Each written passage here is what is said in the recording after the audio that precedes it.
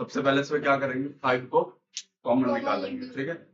5 common ले लेते हैं, यहाँ पर क्या बचेगा 9s²।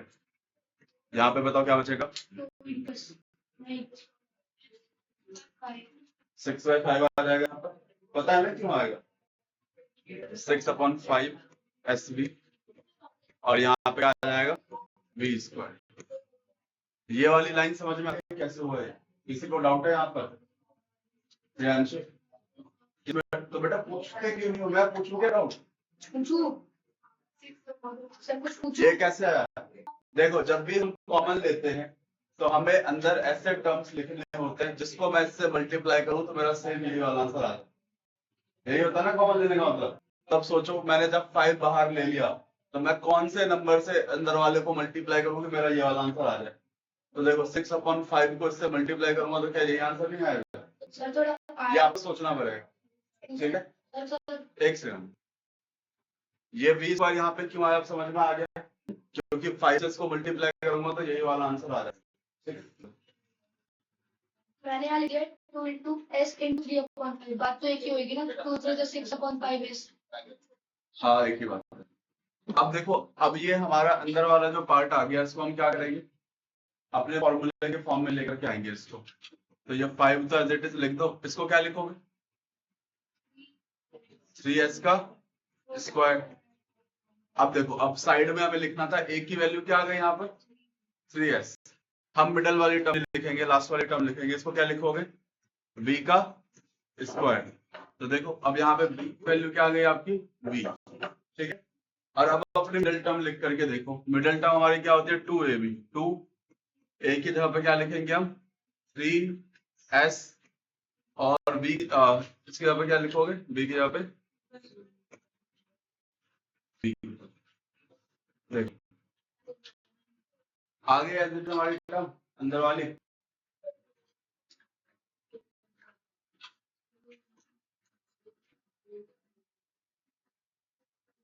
एक कुछ करो।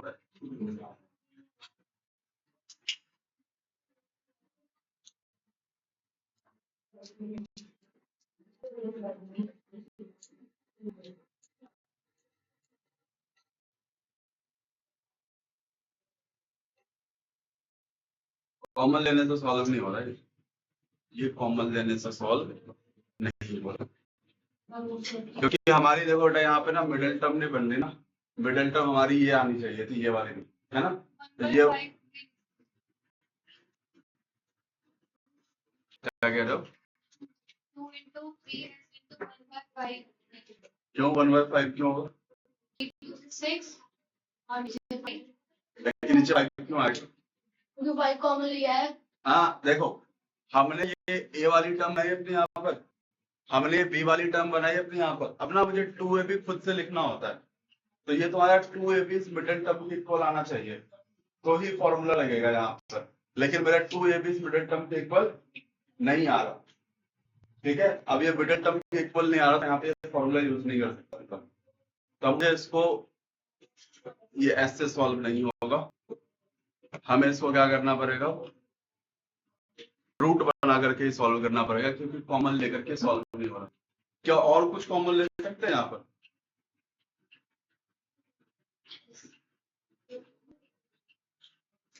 yes। अरे एक मैंने पहली टर्म गलत लिख दी बेटा, सॉरी पहली टर्म गलत लिखा मैंने यहाँ पर। जब मैं यहाँ पे 5 कॉमन लूंगा तो पहली टर्म क्या आएगी 9s² भी आएगी। अगर मैं 9 को 5 से मल्टीप्लाई करूंगा तो क्या 9/5 आ जाएगा मेरा आंसर? नहीं, तो क्या लिखेंगे यहाँ पर 9/25। यहाँ अगर बढ़ोगे तो ये आएगा 9/25s²। क्यों 9/25? अब देखो 9/25 को अगर मैं 5 से मल्टीप्लाई करूंगा तो आंसर आ जाएगा 9/5 आ जाएगा, है ना। देखो ये वाली टर्म आ गई, ठीक है। अब बनाओ इसको क्या लिखेंगे 3/5s² और इसको लिखेंगे v²। अब हमारी a की वैल्यू क्या हो जाएगी यहाँ पर 3/5s। अब लिखो 2ab 2 ए की जगह पे लिखेंगे 3/5s और बी की जगह पे लिखेंगे हम बी। अब देखना आ रहा है क्या मिडिल टर्म, 3/6/5s अब आ रहा है, ठीक है। अब हम यहाँ पे अंदर अपना फॉर्मूला लगा सकते हैं। फॉर्मूला क्या लगेगा हमारे यहाँ पर, a प्लस बी का होल स्क्वायर। ए क्या है हमारे पास 3/5s और प्लस बी का स्क्वायर, ये आएगा आंसर। ठीक है। सर कुछ पूछूं? बोलो। सबसे पहले हम क्या करते हैं कि स्क्वायर बना लेते हैं, मजेदार है देखना।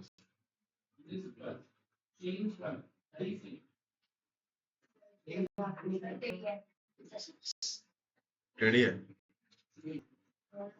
Sir shape he the square की लाइन खींचने से अच्छा। अरे तो मैं जो बनाना चाह रहा हूँ नहीं बनेगा ना।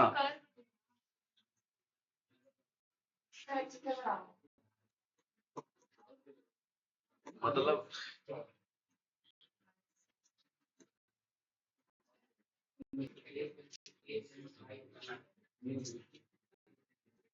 चलो ठीक है। अब देखो भाई, सबसे पहले काम क्या करें, ये जो हमारी पूरी एक बड़ी वाली लाइन है ना, ये बड़ी वाली लाइन, इसको हमने क्या मान लिया ए, ठीक है। फिर एक काम करते हैं, यहाँ पर एक पॉइंट डाल लेते हैं ऐसे करके, और एक और लाइन ड्रॉ कर लेते हैं, इसको हमने क्या मान लिया बी, ओके। अब ये वाला जो लाइन बचा इतना सा, ये बताओ क्या होगा, ये वाला लाइन बताओ क्या होगा, दिख रहा है ये माइनस बी होगा। ये पूरे बड़े वाले में से इसको माइनस करेंगे तो ये वाला पार्ट आ जाएगा, है ना। तो मैं इसको क्या लिख देता हूँ, ए माइनस बी लिख देता हूँ, ठीक है। अब नीचे भी सेम चीज लिखो, ये पूरा क्या होगा आपका ए, ठीक है। और फिर एक लाइन ड्रॉ करते हैं। अब क्या एग्जैक्ट लेंथ लेनी पड़ेगी क्या मुझे, क्या बेटा देखो फिगर वो उसके लिए बनेगा तो संभाल लेना उसको। इसको मैं ले लेता हूँ बी, ठीक है। तो ये जो हमारी लाइन बची यहाँ पर, ये वाली, ये लाइन क्या हो जाएगी हमारी ए माइनस बी, समझ गए ना। इसको यहाँ, अब देखो यहाँ पे ना फिगर बनाते हैं कि हमारे पास कौन कौन सा फिगर निकलेगा, क्या है यहाँ पर। तो एक तो देखो ये फिगर आएगी हमारी,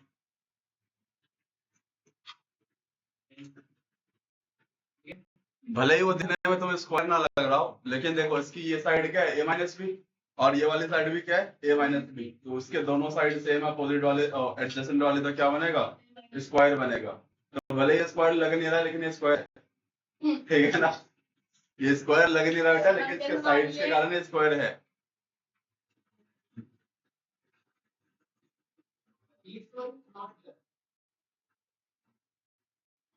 अब देखो आपके पास क्या क्या बेटा, ये ना बनाना सीख लेना, मुझे डाउट है कि एग्जाम में तुम लोगों से पूछ सकते हैं। अब देखो बेटा, ये है ए माइनस बी और ये भी है ए माइनस बी, तो इस वाले का अगर मैं एरिया निकालूंगा तो एरिया क्या निकलेगा ए माइनस बी का स्क्वायर। क्यों, क्योंकि स्क्वायर का एरिया का फॉर्मूला क्या होता है साइड का स्क्वायर, और साइड मेरी यहाँ पर है ए माइनस बी, ठीक है।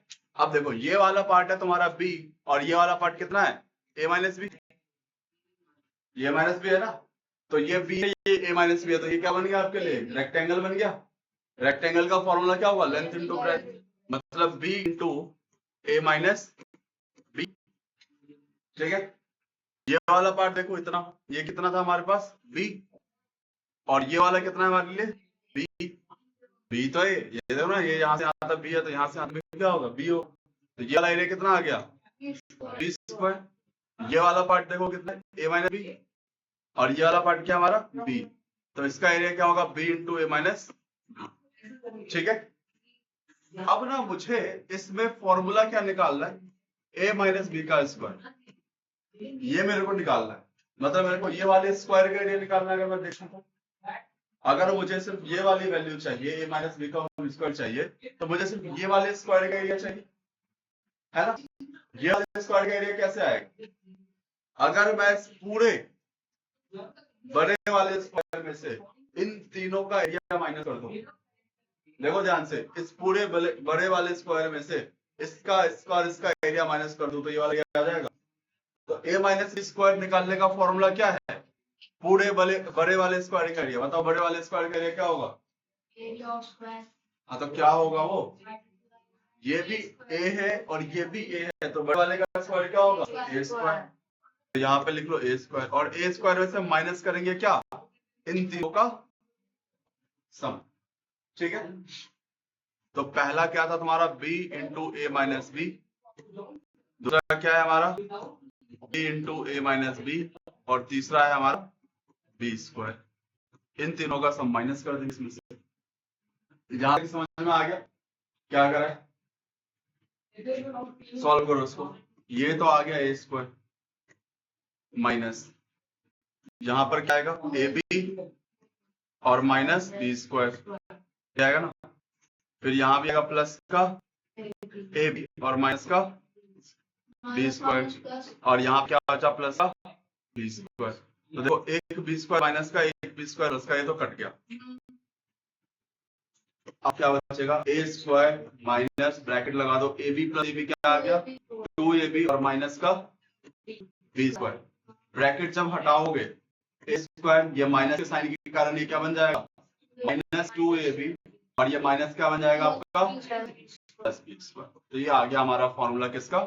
a माइनस बी के होल स्क्वायर का फॉर्मूला। ठीक है, मैं फिर से कह रहा हूँ, मुझे हम अब इस चैप्टर की एक और इम्पोर्टेंट आइडेंटिटी करने जा रहे हैं, जो आई थिंक आप लोग पढ़ ही चुके होंगे। हमारी आइडेंटिटी नंबर 3 है, वो क्या है? यहाँ पर a plus B plus C का स्क्वायर। ये पढ़ा हुआ है आप लोगों ने 8th में, शायद किसी ने तो पढ़ा हुआ, नहीं पढ़ा? चलो ठीक, बढ़िया बात। कुछ तो ऐसा कर रहा है जो पढ़ा नहीं है, तो बाकी सारा तो मुझे लग रहा है 8th क्लास में पढ़ रहे थे अभी तक हम। ये सब 8th क्लास में पढ़ चुके हैं।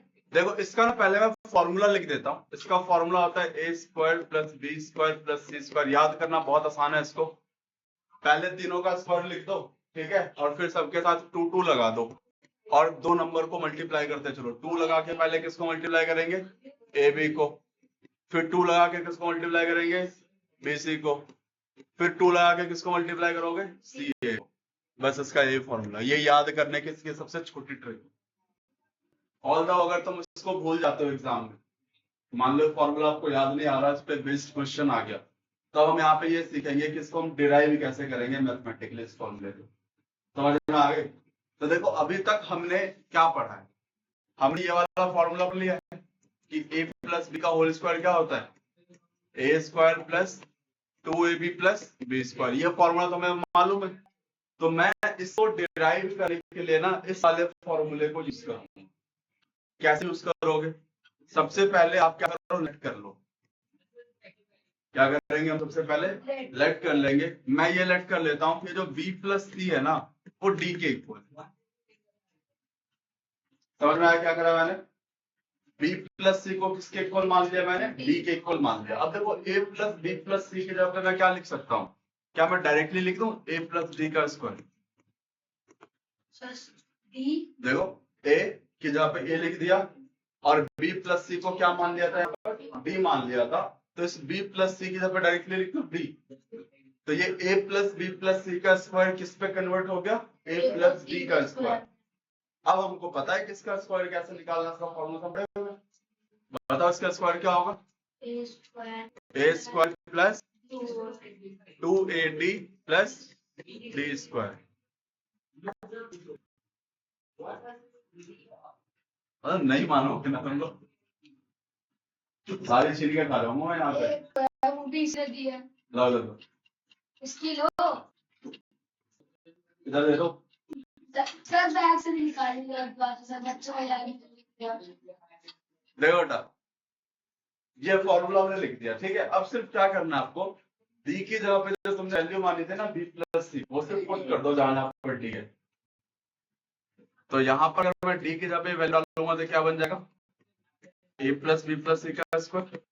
ठीक है, यहाँ पर a स्क्वायर का पे a स्क्वायर लिखेंगे प्लस 2a, और d की जगह पे क्या लिखोगे? b plus C plus d square का मतलब क्या? प्लस का स्क्वायर। इतना समझ में आ गया? अभी तक क्या करा हमने?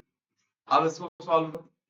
ए स्क्वायर प्लस ये क्या होगा? 2ab और प्लस 2ac और प्लस b प्लस सी का स्क्वायर। क्या होगा b प्लस सी का स्क्वायर?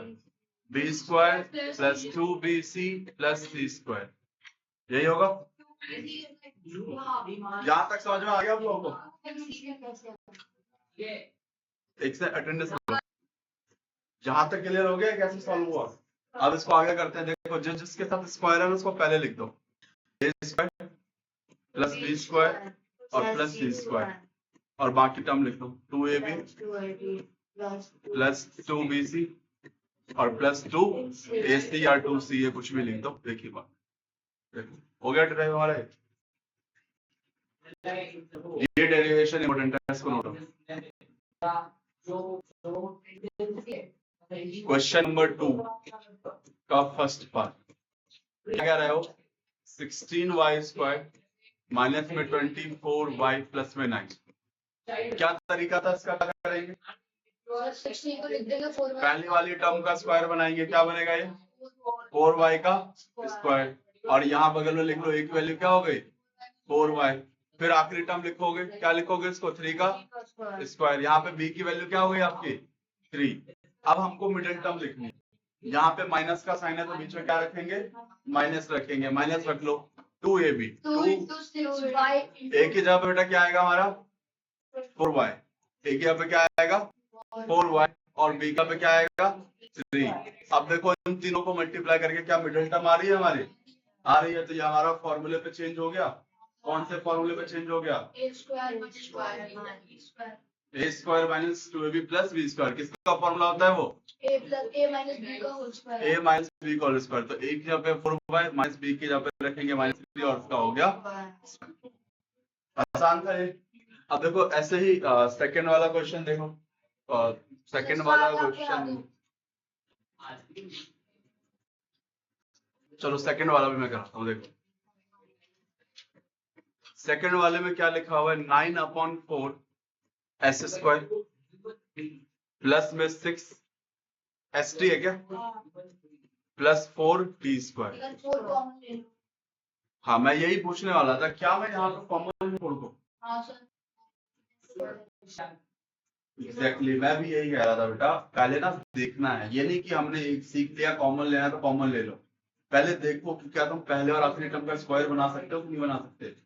क्या यहाँ पे बना पा रहे हैं स्क्वायर पहले और आखिरी टर्म का? तो आगे का बन- ये देखो, क्या मैं इस वाले टर्म को ऐसे लिख सकता हूँ 3/2s का स्क्वायर, बताओ मुझे, नहीं लिख सकते क्या इसको? तो ये तो बन गया स्क्वायर, तो अगर स्क्वायर बन रहा है तो कॉमन लेने की जरूरत नहीं है। a की वैल्यू क्या आ गई यहाँ पर 3/2s, इसको क्या लिखे 2t का स्क्वायर, b की वैल्यू आ गई यहाँ से 2t। अब लिखो प्लस का साइन था, प्लस लगाएंगे 2ab, 2 a की जगह पे 3/2s और b की जगह पे 2t। अब इन तीनों को मल्टीप्लाई करो, क्या 6 आएगा, देखो 2 से 2 कट जाएगा और 3 2 जा 6 st आ गया मिडिल टर्म, फॉर्मूले कन्वर्ट हो गए।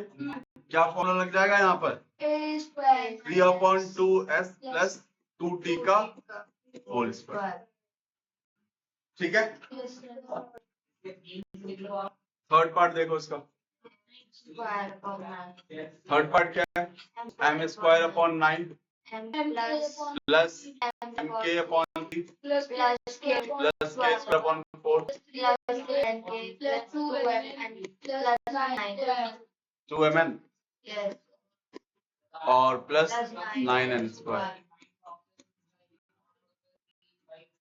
क्या लग रहा है इसको लिख करके, क्या लग रहा है ये कौन से फॉर्मूले पे जाएगा, थर्ड आइडेंटिटी पे जाएगा।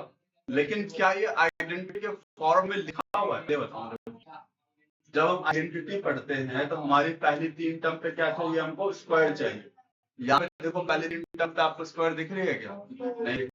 इसका मतलब है कि ये वाला टर्म यहाँ पे नहीं होना चाहिए, है ना।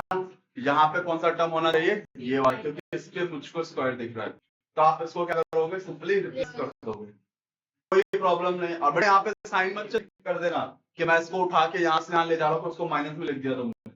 साइन चेंज कब होता है, जब हम इक्वल टू के दूसरी तरफ लेकर के जाते हैं।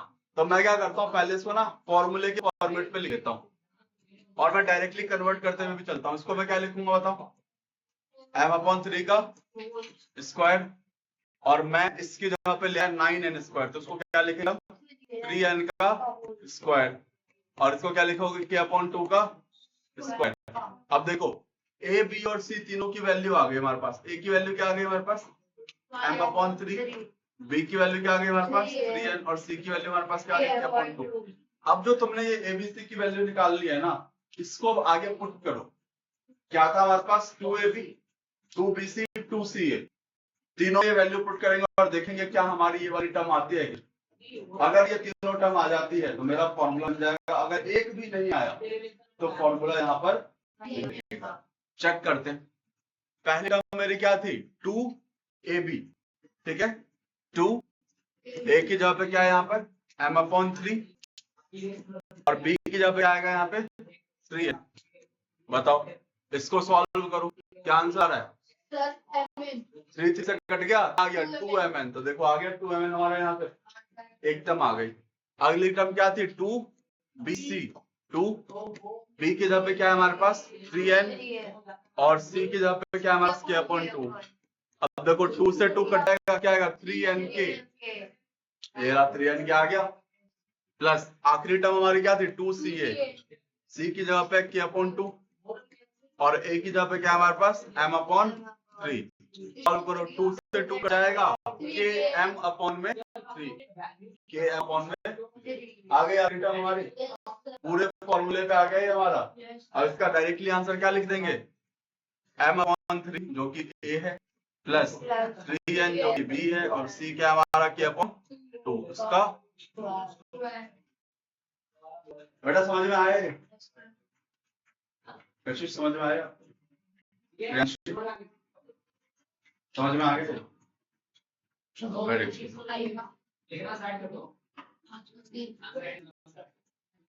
फोर्थ क्वेश्चन देख, p² -2 और प्लस तो क्रॉस मल्टीप्लाई से कट जाएगा। कर सकते हो उसको आराम से, कोई दिक्कत है इसमें। इसको क्या लिखोगे p/4 का स्क्वायर, इसको क्या लिखोगे 4/p का स्क्वायर। अब देखो a की वैल्यू क्या गई p/4 और b की वैल्यू क्या गई 4/p।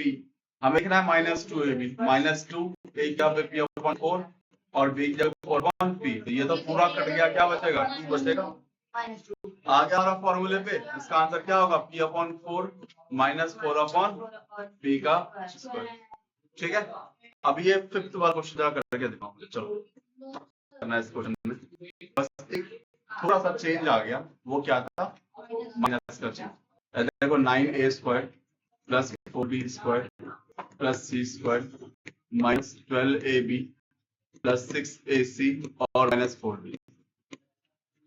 हमें पता है क्या लिखेंगे 3a का स्क्वायर, इसको क्या लिखोगे 2b का स्क्वायर, इसको क्या लिखेंगे c का स्क्वायर। अब मुझे भी पता है a की वैल्यू क्या आ गई 3a, b की वैल्यू आ गई 2b और c की वैल्यू क्या आ गई हमारी c। इतना आप सबने कर लिया होगा, है ना। अब देखो हमारे पास यहाँ पर क्या है, लेकिन फॉर्मूले में मैंने क्या पढ़ा हुआ है प्लस, फॉर्मूले में तो आइडेंटिटी में तो मैंने प्लस पढ़ा हुआ है ना, तो मुझे यहाँ पर भी क्या लेके आना पड़ेगा प्लस लेकर के आना पड़ेगा। तो मैं यहाँ पे अपनी मर्जी से क्या लगा देता हूँ प्लस लगा देता हूँ, क्योंकि मैं अपने आइडेंटिटी पे चेंज करना है। ठीक है, फिर मैं लगाता हूँ यहाँ पे ब्रैकेट, और ब्रैकेट के अंदर मुझे क्या लेकर के आना है 12ab। ठीक है, तो ये वाली जो टर्म है मेरी, इसमें क्या लिखता हूँ 2ab लिखता हूँ मैं इसको। ठीक है, तो मैं यहाँ पे लगा देता हूँ 2, फॉर्मूले के हिसाब से चल रहा हूँ मैंने यहाँ पे लगा दिया 2a। a की जगह पे देखो बेटा क्या वैल्यू हमारे पास 3a, और b की जगह पे क्या वैल्यू हमारे पास 2b। तो मेरा आंसर क्या आ गया 12ab तो आ गया, लेकिन मुझे क्या चाहिए यहाँ पर -12ab। अब सोचो यहाँ पे वैल्यू -12ab कब आएगी, जब या तो a नेगेटिव हो या फिर b नेगेटिव हो, तभी पॉसिबिलिटी है ना यहाँ पर की। दोनों नेगेटिव कर देंगे तो आंसर प्लस में आ जाएगा मेरा, या तो मेरा a नेगेटिव होगा या मेरा b नेगेटिव होगा। लेकिन अभी मैं पक्का नहीं कह सकता कि कौन सा नेगेटिव है यहाँ पर, लेकिन मुझे ये तो समझ में आ गया कि माइनस तभी आएगा जब ए नेगेटिव हो या फिर बी नेगेटिव हो। तो मैं क्या करता हूँ, अभी मुझे कुछ नहीं पता, मैं यहाँ पे ब्रैकेट लगा लेता हूँ कि माइनस यहाँ भी हो सकता है और माइनस यहाँ भी हो सकता है। ठीक है, अब आगे चलते हैं। मैं अभी यहाँ पे श्योर नहीं हूँ, आगे चलते हैं। अगली वाली टर्म तो मेरी प्लस ही है, प्लस 6ac लाना है मेरे को यहाँ पर। तो अब यहाँ क्या लिखेंगे, 2a की जगह पे क्या लिखोगे 3a और c की जगह पे क्या लिखेंगे c। तो ये तो पॉजिटिव आ गया, एग्जैक्टली वही आ गया जो वहां पे था। मुझे अभी भी नहीं पता चला कहाँ पे नेगेटिव मेरे को लगा, क्योंकि a में भी नेगेटिव हो सकता है, c में भी हो सकता है, तो भी प्लस आंसर आएगा। दोनों पॉजिटिव होंगे तो भी आंसर प्लस आएगा। मुझे अभी भी नहीं पता चला एग्जैक्टली नेगेटिव कहाँ पे लगा। फिर आगे चलते हैं। अब देखो यहाँ पे नेगेटिव का साइन है, तो लेकिन मुझे फॉर्मूले में मेरे को क्या लिखना है, प्लस लिखना है। और मैं फिर ब्रैकेट के अंदर चलता हूँ और टर्म क्या लिखनी है 2ca। तो मैंने यहाँ पे लिखा 2 और c की वैल्यू c आ गई इंटू a मेरी वैल्यू क्या आ गई 3a। अब देखो बेटा, दो जगह नेगेटिव था, एक यहाँ पर एक यहाँ पर, और दोनों में कुछ गलत लिख दिया क्या मैंने?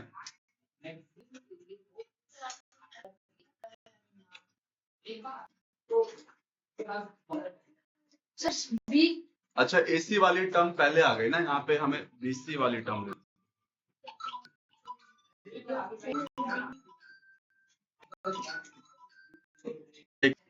और फिर अब हम यहाँ पे जब फॉर्मूला लिखेंगे तो क्या आएगा, a की जगह पे क्या है हमारे पास 3a प्लस c।